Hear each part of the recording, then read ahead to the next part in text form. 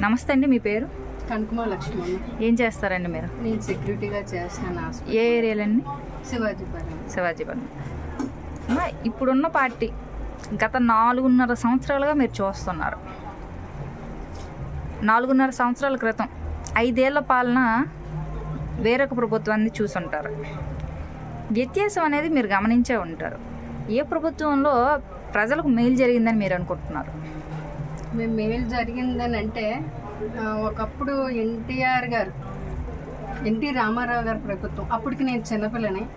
తర్వాత వైఎస్ఆర్ రాజశేఖర్ గారి రెడ్డి పాలన, అతని పాలనలోని మా ఆయన చనిపోయిన అతనికి మాకు ఆరోగ్యశ్రీ వర్తించింది. మాకు డబ్బులు కార్డు లేదు, ఏమీ లేదు, డబ్బు లేని పరిస్థితుల్లో అతని తండ్రి పాలనలోని మాకు వైఎస్ఆర్ పథకం వర్తించింది. ఇప్పుడు ఇతని పరిపాలనలోని ఒక అన్నదమ్ముడు నీడ ఎలాడదో, ఒక అక్కకి అయినా చెల్లికి అయినా అలాంటి ధైర్యం ఇచ్చి మాకు నిలబడ్డాడు. ఈరోజు జగన్ అంటే అతను ఎవరో మాకు తెలియదు. నాకు ఒక అన్నదమ్ముడు నీడ, నేను ఎప్పటికైనా సొంత ఇల్లు కట్టుకోగలనా, ఒక సొంత ఇంట్లో నేను ఉండగలనా అనే ధైర్యం లేదు నాకు. అలాంటిది ఈరోజు నాకు సొంత ఇల్లు వచ్చింది, మా పాపకు అమ్మఒడి డబ్బులు పడ్డాయి, ఒక ధైర్యం ఉందమ్మా. నా భర్తకు బాగోపోయినా నాకు బాగోపోయినా నేను హాస్పిటల్కి ధైర్యంగా, ప్రైవేట్ హాస్పిటల్కి నేను వెళ్ళగలను, నా దగ్గర ఆరోగ్యశ్రీ కార్డు ఉందని ధైర్యం ఉంది. నాకు నెలకు రాకపోతే ఒక 10 కేజీలు 20 కేజీలు బియ్యం వస్తున్నాయని ధైర్యం ఉంది. నేను ఇంట్లో పడుకున్నా నా డబ్బులు నాకు తెచ్చిస్తారని ధైర్యం నాకు ఉంది. నేను ఎన్నాళ్ళు అద్దె కుంపల్లా ఉండాలా అని బాధపడ్డాను. ఈరోజు సొంత ఇల్లు అనేది నాకు ఇచ్చారు. ఇతని పరిపాలన చాలా బాగుంది. అంటే చెప్తున్నా, ఒక కన్నవారి నీడ ఎలాగుంటుందో ఆడపిల్లలకి అలాంటి నీడ. నా ఉద్దేశం అయితే నాకు ఒక అన్నదమ్ముడు తోడు అతను. అయితే పట్టాలు అయితే ఇచ్చారు, కానీ ఇవి ఎందుకు పనికిరాని పట్టాలు అని చెబుతున్నారు కొంతమంది. మరి దానిపై మీ అభిప్రాయం ఏంటండి? అమ్మా, ఒకప్పుడు చంద్రబాబు నాయుడుకి ఏడు చూసుకొని 25,000 డీడీలు కట్టాం, 12,500 డీడీలు కట్టాం. ఏదో ఇల్లు మారేటప్పుడు ఏదో స్లిప్ పోయింది, మీరు ఎవడ కట్టారో అన్న తీసుకురండి అన్నారు. మేము వెళ్ళి చంద్రబాబు నాయుడిని తీసుకురాలేం కదా. ఆ మాటలు కూడా మేము పడ్డాం. 25,000 కట్టాం, తల తాకట్టెట్టు కట్టాం. ఆ స్థలము చూపించలేదు, ఏది చూపించలేదు. ఇతను స్థలం చూపించాడు, ఇల్లు కట్టి చూపించాడు. మీ దగ్గర ఉంటే మీకు డ్వాక్రా తరపున లోన్ ఇస్తామన్నాడు. 35,000 చొప్పున మమ్మల్ని కట్టమన్నాడు. ఇప్పుడు అది కూడా మాకు ఇంట్లోని అన్ని వసతులు కల్పించి మాకు ఇల్లు ఇస్తానన్నారు. మా పేరుని రిజిస్ట్రేషన్ చేసి మాకు ఇంటి పట్టాకాయతం ఇచ్చారు. అతని డబ్బులు కట్టాం, మాకు ఏదీ లేదు కదా. 25,000 కట్టాం, మాకు ఏదీ లేదు. 35,000 కట్టామంటే మా చేతిలో పట్టాకాయతం ఉంది.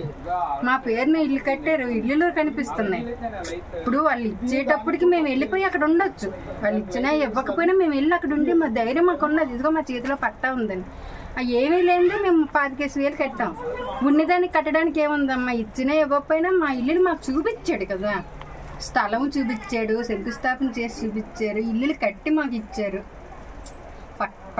పక్కగా మాకు రిజిస్ట్రేషన్ చేసి కాగితాలు మా పేరుని మాకు ఇచ్చారు. ఇంకా నమ్మకం పోలేకపోవడం ఏంటమ్మా. ఇప్పుడు మేము వెళ్ళిపోయి అక్కడ ఉండొచ్చు. ఉన్న మమ్మల్ని ఆపడానికి ఎవరికి లేదు. ఇప్పుడు ఏ ప్రభుత్వం వచ్చినా సరే మళ్ళీ మేము అడుగు తింటాం. ఇతను వచ్చాడా గుండెల మీద తడగొట్టేసుకుని ఆయమని ఉంటాం. ఎందుకమ్మా అసలు ఇంత నమ్మకం మీకు జగన్ మీద ఎందుకు అసలు ఏర్పడడానికి గల కారణాలు ఏంటి? కారణం అంటే నిన్ను కన్నా తల్లి తండ్రి మీద ఏం నమ్మకం పెట్టుకొని నేను వాళ్ళ దగ్గర ఉంటున్నావు? నీ తోడబుట్టినోడు అన్నదమ్ముడు చేయి పట్టుకొని నువ్వు ఎంత దూరమే నడిచి వెళ్తావు? ఏం ధైర్యం మీద నడిచి వెళ్తావమ్మా? అంతేనా? నన్ను కన్నా తల్లి తండ్రి చనిపోయాడు, నాకు ఒక అన్నదమ్ముడు తోడుంది, అతను చేయి పట్టుకుని ఎంత దూరమే నడగలని ధైర్యం నాకుంది. కన్నా తల్లి తండ్రి మీద ఎంత ధైర్యంతో మనం ఉంటామో, తోడబుట్టిన వాళ్ళ మీద అంత ధైర్యంతో ఉంటామో, ఇతని మీద ఆ ధైర్యంతో ఉన్నాను. ఈరోజు ఎవరిని నమ్మి ఎవడిల్లు ఇస్తాడు? 3 లక్షల ప్రాపర్టీ నీ పేరుని చూపించాడు. నీకు ఒక 25 లక్షల ఆరోగ్యశ్రీ పథకం చూపించాడు. నీ పిల్లలకి సంవత్సరానికి డబ్బు వేస్తున్నాడు. 45 సంవత్సరాలు దాటిన వాళ్ళకి డబ్బు వేస్తున్నాడు. ఎక్కడి నుంచి తెచ్చేస్తున్నాడు? ఏ ప్రభుత్వం మాకు ఇచ్చింది? ఏ ప్రభుత్వం మాకు ఇచ్చిందమ్మా? ఏ ప్రభుత్వం మాకు ఇవ్వలేదు. ఇతను ధైర్యంగా దేశాన్ని వెళ్తున్నాడు. ధైర్యంగా మేము తడిగొడ్లు వేసుకుని ఇంట్లో చల్లగా పడుకుంటున్నాం. ఈ రోజుని ప్రశాంతంగా ఉన్నామమ్మా మేమైతే. అయితే మిగతా ప్రతిపక్ష నాయకులు అందరూ కలిపి పోటీ చేస్తున్నారు. జగన్ ప్రభుత్వంలో పథకాలు ఇచ్చి ప్రజలను సోమరిపోతులను చేస్తున్నారు అని చెబుతున్నారు.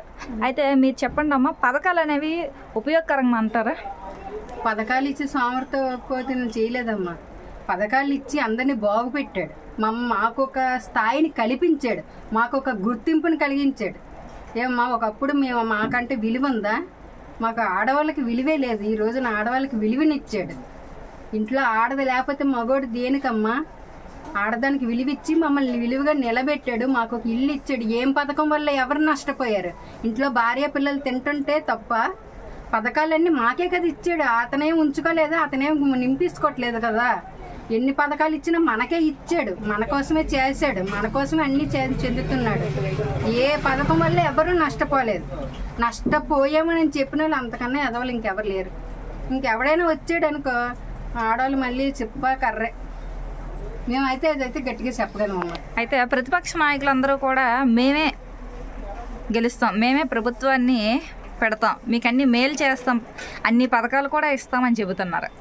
మరి వారు గెలుస్తారని మీరు అనుకుంటున్నారు? ముందు గెలిచి ఏం పథకాలు పెట్టాడు, ముందు గెలిచి ఏం రాజ్యం వెళ్ళారు. ఇప్పుడు అది గెలుస్తామంటే ఏనుగు గెలిపోతే కుక్క అరుస్తుంది. ఇతను ఏనుగులాటాడు. ఏనుగు కింద ఎన్ని సింహంలాట దగ్గర సింహం ముందుని ఎన్ని చిట్టెలకలు గెంతినా ఎలకలు గెంతడమే, సింహాన్ని కలపలేరు.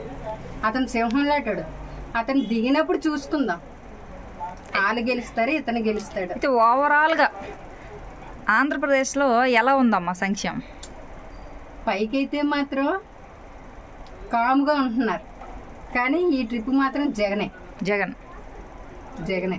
అంత షూర్గా ఎందుకమ్మా చెప్తున్నారు? ఎందుకంటే ఆడవాళ్ళకే తెలుస్తాయి. కాలేజీకి వెళ్ళిన అమ్మాయిలకి తెలియదు, స్కూల్కి వెళ్ళిన పిల్లలకి తెలియదు, ఇళ్లల్లో ఉన్న ఆడవాళ్ళకి తెలుస్తుంది, కష్టపడి బతికిన ఆడవాళ్ళకి తెలుస్తుంది. ఎందుకంటే మేము మీ దగ్గర ఈసారి కూడా ఇతన్నే గెలిపిస్తే ఇంకా ఏమైనా పథకాలు చెయ్యొచ్చు, ఇంకా మనకి ఎన్నైనా ఏమైనా చెయ్యొచ్చు అని చెప్పుకుంటాం. బయటని తిరిగి వచ్చిన మగోడా ఆడిచ్చినా ఇవ్వకపోయినా ఈ రోజున తడిగొడ్డ వేసుకొని శుభ్రంగా ఆయమని 5 ఏళ్ళు నోట్లోకి వెళ్తేనే ఆయమని ఇంట్లో ఉంటున్నాం. ఏమమ్మా?